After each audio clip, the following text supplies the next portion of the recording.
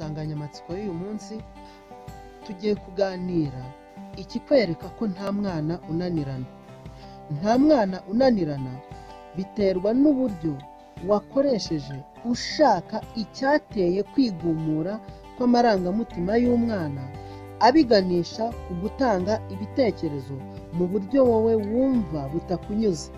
Icyo gihe iyo bigenze gutyo nibwo uvuga ko umwana yakunaniye. Ariko se koko umwana arananirana? Ntabwo ari byo. Nta mwana unanirana.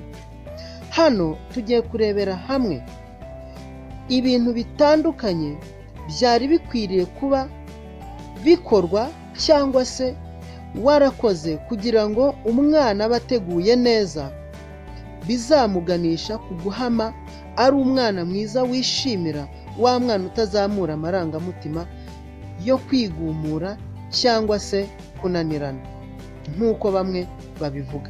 Icya mbere, wakagombye gukora isuzuma ry'impanuro. Mu by'ukuri isuzuma iryo ari ryo ryose rirandikwa. Nta suzuma ribaho ritandikwa. Niba uri umubyeyi, ni byiza yuko ugaruka usuzuma impanuro wahaye umwana ndetse mu buryo bunanditse. Ushobora kwibaza uti se iri suzuma narikora ryari? Nyuma yo kuva ku ishuri. Nimusubiremo bwa buryo butandukanye wagiye umuha impanuro ku mpera z'icyumweru. Ibi ni ibihe bitandukanye ndi kukubwira ushobora gukoresha kugira ngo usuzume niba koko umwana wawe yarakurikije gahunda ishingiye ku mabwiriza wamuhaye y'ibigomba kumufasha. Ushobora kandi gukora isuzuma ku mpera z'ukwezi.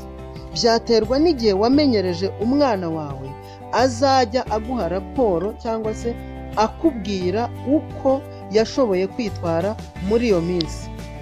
Ikindi nanone cya kabiri nakubwira wakagombye kuba warakoze cyangwa se ugikoze none uwo mwana wita ko yakunaniye yahinduka, ni ukumenyereza umwana ibiganiro mpaka.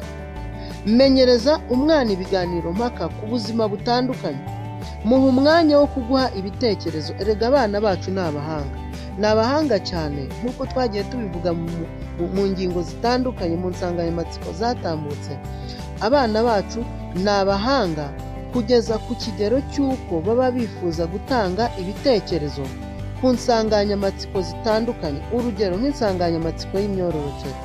Ikizatuma rimwe na rimwe umwana akora ibyo wita ko yakunaniye nuko azaba yagiye gushaka amakuru ahandi wowe utamuhaye mbere, utamuhaye umwanya ngo aguheho ibitekerezo.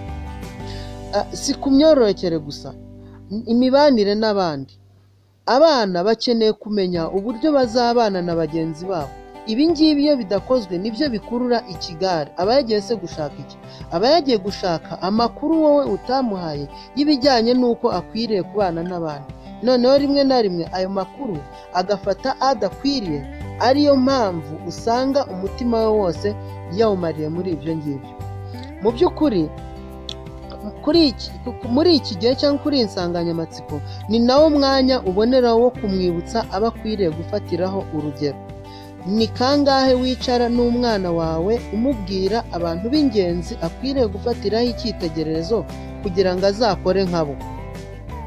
Iyo ibyo bidakorwa ni cya gihe usanga urenganya umwana ngo yarakunaniye nyamara yagiye gushaka amakuru ahantu hatandukanye utamubwiye mbere.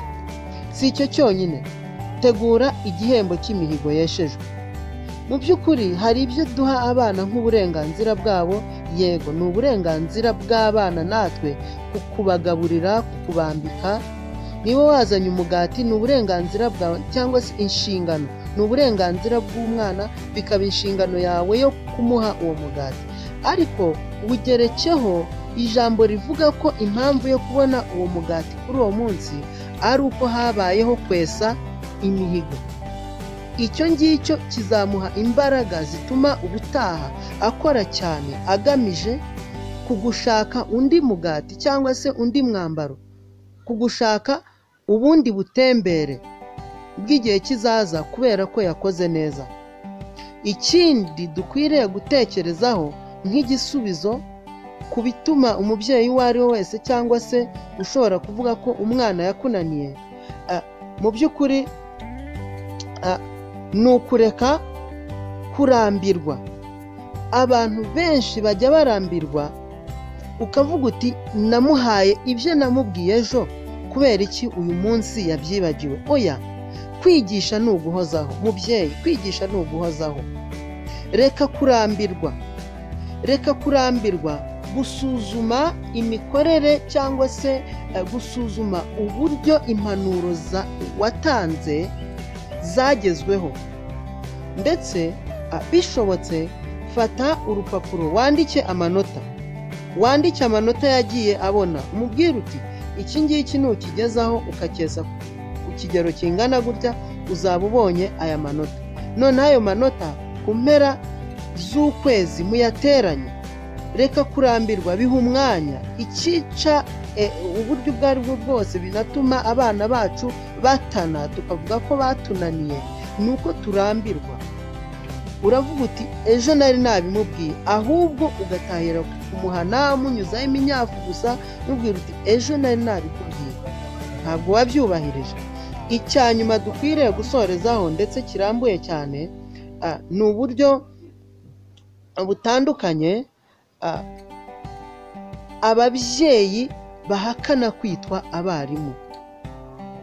Mubyeyi, ni wowe mwarimu wa mbere w'umwana. Muri iyi minsi kubera imirimo itandukanye ababyeyi duhugiyemo, usanga abana boherezwa gusa ku mashuri bagaheruka cya kinyabupfura, za mpanuro bahawe n'abarimu, nyamara ishuri rya mbere ni rya rindi ryahereye mu rugo.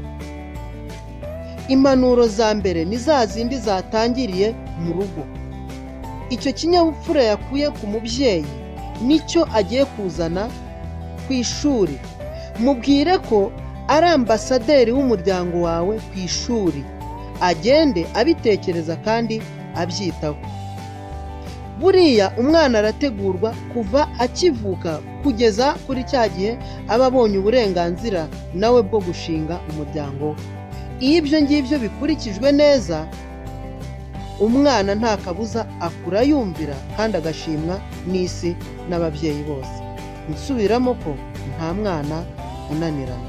Ibihe byiza, murakoze cyane, naho ubutaha.